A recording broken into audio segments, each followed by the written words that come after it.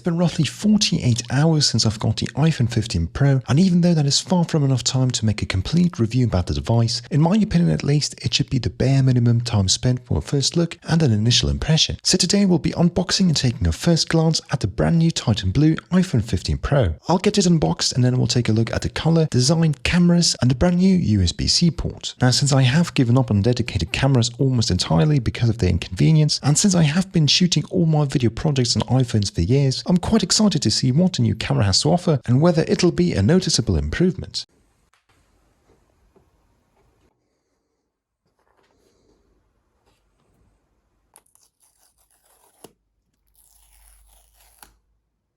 Inside the box we have the new iPhone itself, which we'll set up in a minute, the usual stickers and paperwork, which probably nobody will bother reading, and a USB Type-C charging cable for the brand new USB 3 Type-C port on the Pro models, which I'm frankly very excited about because a new overhaul was due for a very long time. The cable Apple's shipping with their phones though can only do USB 2.0 speeds, so if you were looking to take advantage of the 10 gigabit per second USB-C speeds on the Pro models, you have to buy a separate cable. And as we're used to now, there's no charging brick or headphones in the box anymore, making it an incredibly small box overall. Alright, so I've gone for the new Titan Blue color for my Pro model, and I think it quite strongly resembles the midnight blue color we've already seen on Apple's M2 MacBook Air series. And first impressions, I think it just looks stunning. It has a very matte and dark look to it, but adds just the right amount of color to differentiate itself from the Titan Black one, which frankly looks very much like the black on the iPhone 14 Pro, so I'm quite happy that Apple has introduced this new color on their new iPhones, and it really does a good job of hiding the camera bump, as that one has the same shade of color as well. I also know that a lot of people are going absolutely crazy over the new natural titanium finish, but I honestly think it kind of looks like the silver on the iPhone 11 Pro, which I'm still using to this day as a camera on my setup, and even though that one had metal bezels, for my taste it looked far too similar, and I wanted to go for something different. Looking around at the sides, Apple have finally got rid of the fingerprint-prone stainless steel bands and introduced the same material that the back of the phone is made of, which is their new titanium and gives it a quite different look, even if it still attracts fingerprints. The buttons have changed for the first time since I can recall by substituting the mute switch with the tactile feedback button that can be customized with basic functions like a mute or camera opening option, but can also run any shortcuts your heart desires, which gives you more options, which I'm always a fan of. Now, you might have noticed that I still have a SIM card tray on mine, and that's because this is a UK and Europe model. If you're in the US, you won't have a physical SIM tray anymore, just like the 14 models didn't either last year. The phone feels considerably lighter than the previous model, which is an added bonus in itself, and on the bottom we've got probably my favorite addition overall, the USB 3 Type-C port. It hasn't got Thunderbolt speeds, as knowing Apple that will probably be reserved for the next iPhone Pro models, but overall it's quite nice to see a progression in that regard, as I always edit off external drives, and this will arguably make things a lot easier. Looking at the camera bump, we've got 3 lenses yet again, including the new and somewhat improved 48 megapixel main, a 12 megapixel ultra wide, and a 12 megapixel telephoto lens. On paper they are pretty much identical to last year's model, but something completely new according to Apple is their new technology on the main lens, which allows for an up to 5 times optical zoom and therefore up to 25 times digitally, as well as overall better image stabilization on the Pro Max. This would make it the first that the Pro and Pro Max models have significant differences, the screen size and battery aside, between them. The Pro does roughly stay the same though, but we'll get to real life examples and more camera stuff a bit later on. For now, let's take a quick look at the screen on this.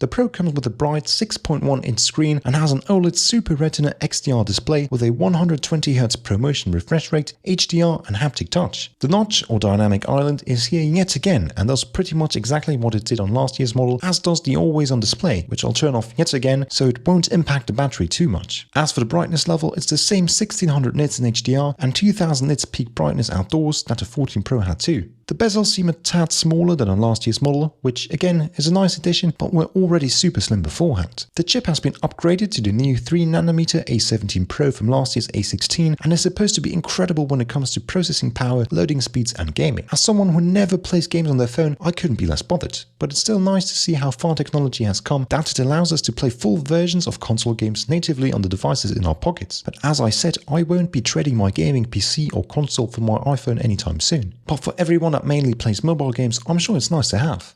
Right, so let's take a deeper look at the cameras. On paper, the stats look exactly the same as last year's, the only noticeable difference being the 5x optical zoom on the main camera for the Pro Max, which the Pro doesn't get. And if it wasn't for the optical stabilization improvement, yet again on the Pro Max, that would be it. After toying around with it for a few hours, this is what pictures look like on the Pro. They obviously look great, as they did last year as well, but I can't get over the fact that they look very similar to last year's model. And as for videos, well, we've still got the same modes, and if it wasn't for the new 5x button on the Max, which is a 3x on the Pro, you could think it was the same interface. Videos obviously still look great, and apparently cinematic mode has also seen an improvement, even though I'm still not sure what exactly has changed yet, but maybe that'll become apparent once I spend more time with it. Okay, so as for the prices, there are 4 colors to choose from, 4 storage options and 2 screen sizes as per usual. I've gone for the 1TB Titan Blue Pro, which is a whopping $1,499, £1,499 sterling, or here goes €1,829. Now this, if you ask me, is definitely more than a phone should cost, but I use it every single day and for everything that I create. I couldn't bring myself to spend the extra money for the Max though, as I don't really need it and prefer having a smaller phone in my pocket anyway. So my first impressions of the 15 Pro is that even though I quite like it, the USB-C port and allegedly better cameras aside, you're not really getting an awful lot more compared to the 14 Pro, and even those aspects might be debatable depending on which side of the argument you're standing. I for one always felt very annoyed that I needed to carry one lightning cable if I wanted to charge my phone, since all my other devices work via USB-C. But I can also understand everyone who has accumulated quite a lot of these lightning cables over the years, which are now effectively becoming useless. As for the cameras, if you're not that much into creation or photo/videography either, those tiny changes won't excite you at all. And if you are, right now, it seems very negligible. But on the other hand, if you're only upgrading your phone every few years and do welcome the change to USB-C, depending on which model you're upgrading from, the 15 Pro might be a really good option, as it ticks all the boxes last year's iPhone did too, but does it slightly better overall. Over the coming weeks, I'll do a full review of the iPhone 15 Pro after having it used for considerably more time than now to give you my final opinion on it.